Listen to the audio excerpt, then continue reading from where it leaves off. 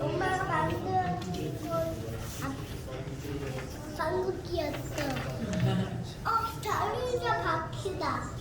왜 여기 이렇게 틀었어요, 마미?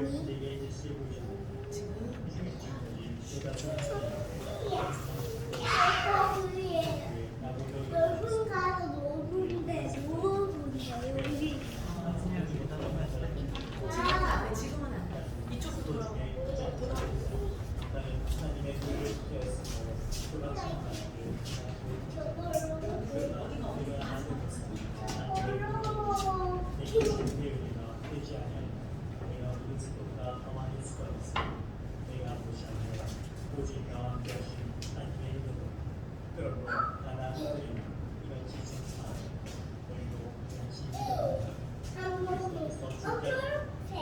네, 11절 말씀까지 가지고 오늘 말씀을 전해드리겠습니다. 오늘 제목은 부활의 복음이라는 말씀을 가지고 고린도전서 15장은 여러분도 알다시피 복음을 위해서 부활장이라 이렇게 이야기합니다. 우리가 믿음, 소망, 사랑이라고 하는데 믿음은 히브리서 11장이 믿음장이고 소망장이라고 할 수 있는 이 고린도 15장은 부활장입니다. 그 다음에 사랑의 장이라 해서 고린도전서 13장이 사랑장이고 12장은 은사장이라 이 성경 말씀에 보면 무슨 장이 나오는데 오늘은 부활의 주님, 부활장을 가지고 생각해 보고자 합니다.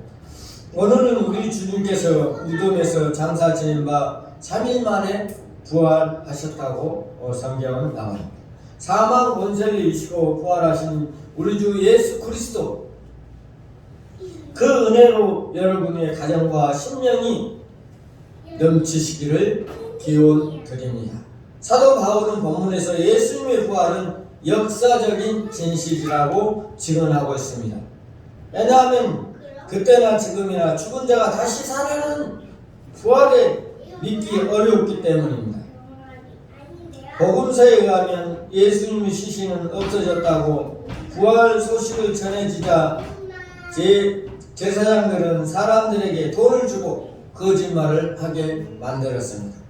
예수님의 제자들이 시체를 훔쳐갔다 이렇게 소문을 냈던 것입니다.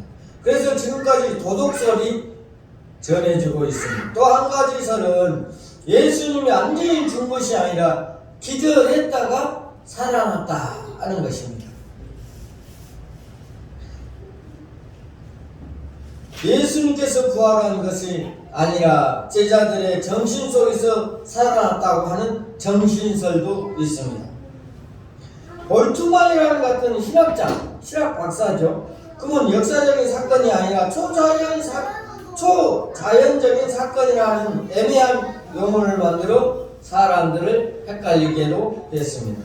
사도 바울은 고린도전서 15장 1절부터 8절 말씀에 예수 부활은 역사성에 대하여 내가 전한 복음은 곧 예수 부활의 복음에 너희에게 전한 것이니 이는 성경대로 그리스도께서 우리 죄를 위하여 죽으시고 장사 지낸 바 되었다가 성경대로 3일 만에 살아나셨다는 것입니다.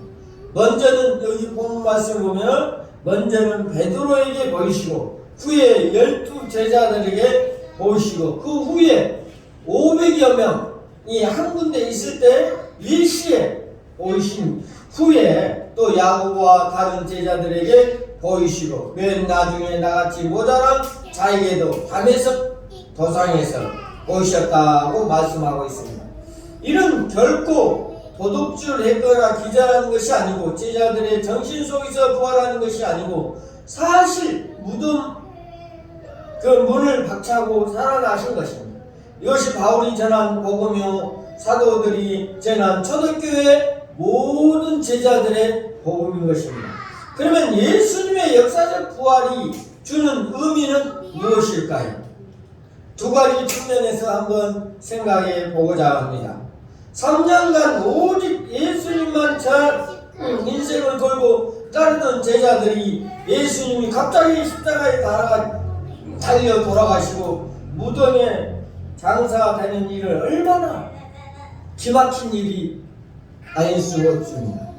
여인들의 통곡 소리는 잠잠해지는 이 통곡의 소리로 여인들이 얼마나 울부짖고 그 예수님의 죽음에 대해서 비통해 했습니다.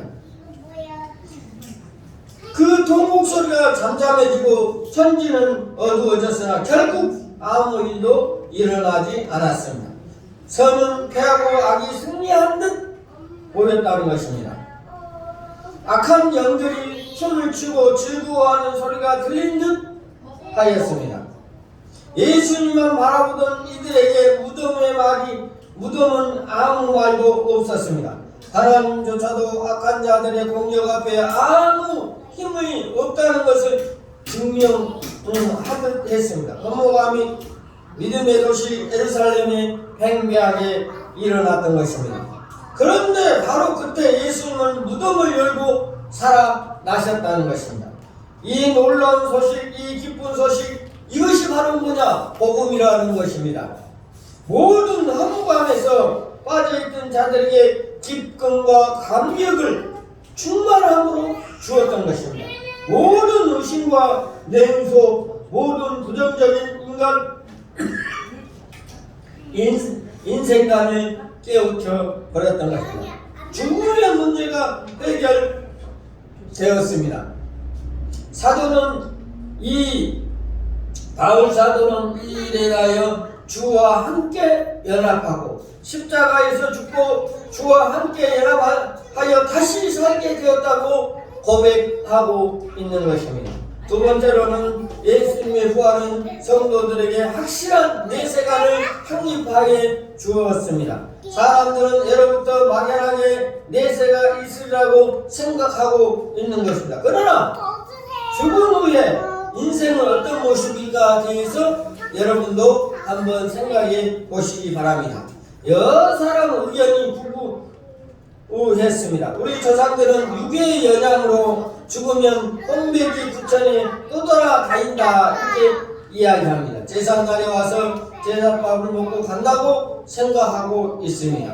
유령 같은 존재로 생각한 모양입니다. 그래서 자손들이 제사를 안 지내면 죽은 조상이 배가 고파 영혼이 되고 언혼이 되어 자손들에게 해를 입힌다고 생각하고 있습니다. 유대인들 중에서는 내세에서 가정이 어떻게 될 것인가 걱정하기도 했습니다. 예수님은 그 나라에서 장가가는 일이 없다고 하심으로 염려를 일축했던 것입니다. 아무튼 사람들은 내세관이 분명치 않았습니다. 사람이 죽은 후에는 인간 존재는 소멸되는지 실제인지 분명치 않았다는 것입니다. 그런데 제자들은 예수님의 부활하신 몸을 눈으로 확실하게 보았던 것입니다. 문을 잠가놨는데도 나타나시고 예수님은 도마에게 상처를 만져보라고 또 하셨습니다. 눈으로 보고 손으로 만져볼 수 있는 예수님, 역사 속에서 현실로 부활하신 예수님을 그들은 믿고 의지하는 것이었습니다. 부활의 예수님은 시공을 제한을 받지 않으시면서 분명히 식별할 수 있는 실체였다는 것입니다. 마찬가지로 구원받는 그리스도인은 죽은 후에 미련 같은 존재가 아니고 어떤 정신적 개념이 아닌 서로의 개체를 인식할 수 있는 존재가 되는 것입니다. 그 나라는 모든 분노와 억압, 슬픔, 아픔이 없는 거룩한 도성으로 가상의 나라가 아니라 실제하는 나라로 만드는 것입니다. 사랑하는 성도 여러분, 우리 예수님의 역사적 부활을 믿는 사람들은 두 가지 축복을 받는 것입니다. 첫째 축복은 그리스도인으로서 이 세상 역사 속에서 확실하게 기쁨으로 긍정적인 인생을 사는 것이라 이렇게 이야기할 수가 있습니다. 그에게는 결코 허무감이 다시 스며들지 못합니다. 어떤 곤란이나 어려움도 이기는 능력을 곧 부활의 축복이라 이렇게 이야기할 수가 있습니다. 둘째의 축복은 확실한 내세의 소망을 가지게 되는 것입니다. 선교자들을 한번 생각해 보십시오. 스데반 집사님도 돌로 빠져 죽으셨죠. 우리나라에도 선교자들이 많이 있습니다. 출절 목사님, 선영호 목사님, 또한 여러 일제 신사 참배를 반대해서 선교하신 분들이 많이 계시죠. 그뿐 아닙니다. 6.25의 전쟁을 통해서 공산당이 이 땅에 쳐들어와서 예수 믿는 사람들을 무자비하게 많이 순교를 쳐 죽였습니다. 그 순교하신 분들을 왜 순교를 했겠습니까? 그 속에 믿음이 있고 성령이 함께 하심으로 순교할 수 있다는 사실을 우리가 아시길 바랍니다. 내세의 소망이 눈 안에 분명하기 때문에 순교할 수 있습니다. 이 복된 부활의 아침을 맞이하여 살아있는 동안에는 기쁨이 충만한 인생으로 살고 이 세상을 떠난 후에는 예수님을 만나서 더 큰 기쁨으로 찬양으로 경배를 드린 우리 대림 새생명교회 모든 성도들에게 되시기를 축원드립니다. 우리의 성경은 여러분 알다시피 창세기는 창조에 대해서 성경이 자체가 뭡니까? 복음입니다. 복음은 뭐예요? 예수 그리스도를 이야기합니다. 구약은 예수님을 이야기하고 신약은 오신 예수님에 대해서 이야기해 주고 있는 것입니다. 요한계시록 20장 21장에는 다시 오실 예수님에 대해서 기록해 놓았습니다. 우리의 삶이 하나님의 역사를 함께 하시기는 대림 새생명교회 모든 성도들이 되시기를 바랍니다. 우리 목사님들이 날마다 주일마다 설교를 하지만 그 설교 내용은 성경입니다. 성경은 이스라엘의 역사고 그 역사 속에서 하나님의 계심을 분명하게 나타나는 것이 설교입니다. 창세기는 이 세상을 창조에 대해서 1장, 2장이 나와 있고 3장, 4장, 5장은 죄에 대해서 이야기해 주고 있습니다. 창세기는 4대 사건과 선민 생활에 대해서 기록해 놓았는데 11장부터는 12장부터는 4대 족장에 대해서 이야기해 주고 있는 것입니다. 출애굽기는 애굽에서 430년 동안 종수하게 하다가 이스라엘 가나안 땅으로 들어가는 과정을 출애굽기에서 기록해 놓았습니다. 그는 역사이지만 하나님의 의에 이스라엘 나라들이 이끌어가는 것을 압니다. 우리는 이 세상에 살면서 하나님의 말씀대로 살아가는 삶이 되시기를 바랍니다. 이 세상을 주관한 자는 예수 그리스도요 하나님이요 성부 하나님이요 성자 예수님 성령 하나님이 이 세상을 주관하시고 이 세상을 이끌어간다는 사실을 믿는 우리 대림 새생명교회 모든 성도들이 되시기를 바랍니다. 성경은 예수 그리스도의 이야기입니다. 성경은 66장으로 되어 있지요. 구약은 39권, 신약은 27권으로 되어 있습니다. 그 성경 자체가 역사인데 그 역사 속에 예수 그리스도를 우리가 발견하고 그 예수 그리스도가 바로 복음이라는 것입니다. 그 복음을 믿고 의지하는 우리 대림 새생명교회 모든 성도들이 되시기를 바랍니다. 성경이 바로 예수 그리스도라는 것을 생각하고 성경 말씀을 많이 읽고 묵상하고 하나님 말씀을 듣고 그 말씀대로 생활하는 우리 대림 새생명교회 모든 성도들이 되시길 바랍니다. 오늘 부활주를 맞이하여 부활의 의미를 생각하고 다시 오실 예수님을 우리는 기억하고 그 다시 오실 예수님에 대해서 묵상하는 우리 대림 새생명교회 모든 성도들이 되시기를 바랍니다. 예수님은 우리를 위하여 십자가에 죽으시고 사흘 만에 부활하시고 그 의의를 우리가 마음속 깊이 새기고 느끼고 또 살아갈 때 하나님이 여러분의 축복을 보장해 주실 것입니다. 여러분은 언젠가는 죽을 것입니다. 나는 절대 안 죽는다는 사람이 어디 있습니까? 대통령도 죽고 서기관 장관도 죽고 또 목사님도 죽을 것입니다.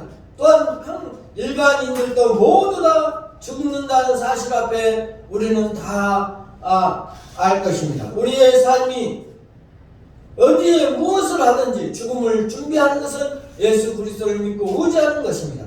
그 후에 심판이 있다고 그랬습니다. 심판 후에는 우리가 갈 천국과 지옥에 있는 것입니다. 우리의 삶이 예수 그리스도를 위한 삶으로 이어가는 우리 대림 새생명교회 모든 성도들이 되시기를 바랍니다. 다 같이 기도하겠습니다. 하나님 아버지, 부활절을 맞아요 하나님의 말씀대로 살아가는 우리 대림 새생명교회 모든 성도들이 되게 하여 주시옵소서. 이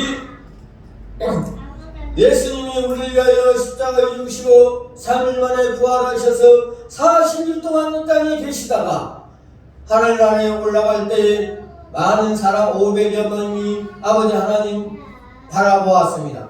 별신문두가 마가의 다락방에서 간절히 기도했더니 성령이 비둘기같이 임하여 주시고 보혜사 성령을 그들에게 내려주신 것처럼 우리 대림 새생명교회도 성령의 충만함으로 하나님 나라 확장을 위하여 쓰임받게 하여 주시고 삶 속에서 예수 그리스도를 믿는 자처럼 살아가는 우리 모든 대림 새생명교회 성도들이 되게 하여 주시옵소서. 예수님의 이름으로 기도하옵나이다. 아멘.